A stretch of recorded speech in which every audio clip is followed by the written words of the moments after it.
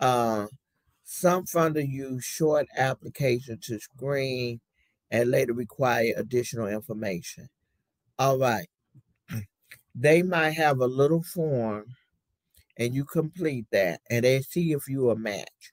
And then you will be invited to complete a grant application. That's how some funders operate.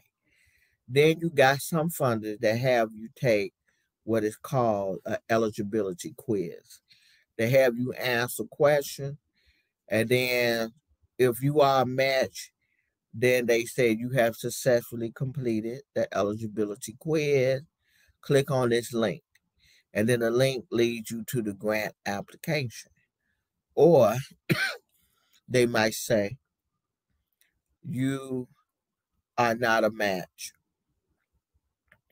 and sometimes they give link to other funders, you know, or they say sorry. All right.